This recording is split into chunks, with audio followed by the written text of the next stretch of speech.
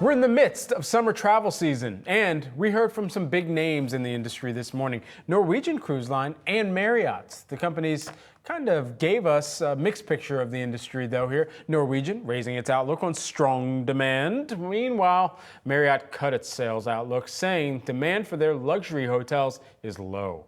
So, why may consumers be choosing a cruising opportunity over a hotel?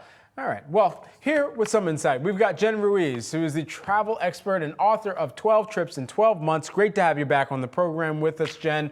All right, so first and foremost here, as you've been looking and hearing from some of these CEOs over the course of this earnings season, notably Norwegian and Marriott, as we were mentioning, what is the reason that some people might be opting for a cruise versus a trip where they've got to book the flights, got to book the hotel, and really the decision-making process going into this?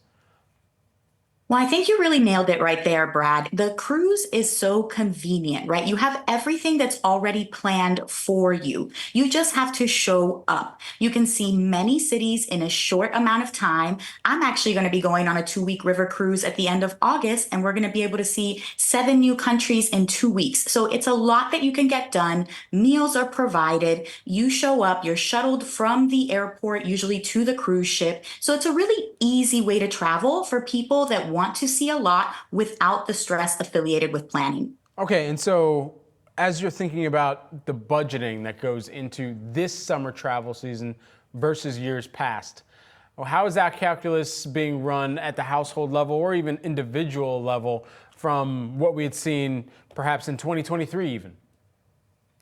Well, I think that there can sometimes be that misconception that all-inclusive means that it's going to be less expensive. And I think that we have seen people cut back on their spending, right? So maybe they aren't necessarily traveling overseas. Maybe they're trying to do domestic destinations instead. Maybe they are looking to the cruise as an all-inclusive option to curtail extra costs. So if that is the case, I would suggest that you verify any add-ons that you're going to have, things like food, tips, excursions, housekeeping, all of that can add up. And so you want to make sure that it actually is going to be more economical for you. Okay.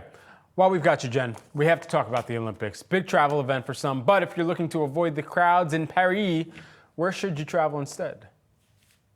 So I personally love to take a train south from Paris to Avignon. From there, rent a car, and you can go on a self-guided art trail to find the real-life places that Van Gogh painted. It is beautiful. You can go to Arles and see at least, a dozen different destinations that you can compare to the paintings themselves. There's also a place called the Gorge du Verdon that is known as the Grand Canyon of Europe. It has beautiful turquoise blue waters. It is just heaven on earth. And the Caribbean, if you're looking for someplace that's in the off season right now, Puerto Rico is experiencing its lowest rates that you'll find year long. And you can really have a good time, even though it's the off season. Yeah, I'm looking at this Gorge du Verdon right now. My gosh, got some turquoise waters there. Really pretty.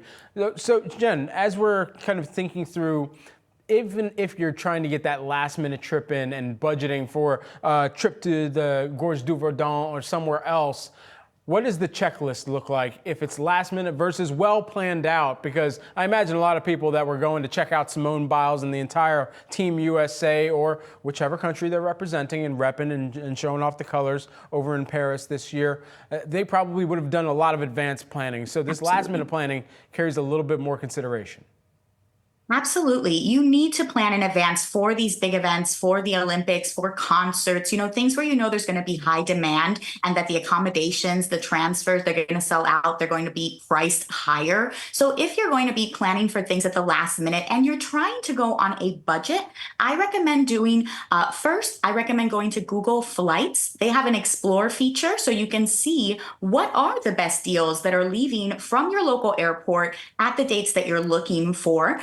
You can also check out a site like Travel Pirates. They actually have a dedicated tab that's just devoted to last minute travel deals. And if you're somewhere that has, major shows, check out Today Tix. They have great last minute deals. I personally have seen shows with excellent seats for less than $100.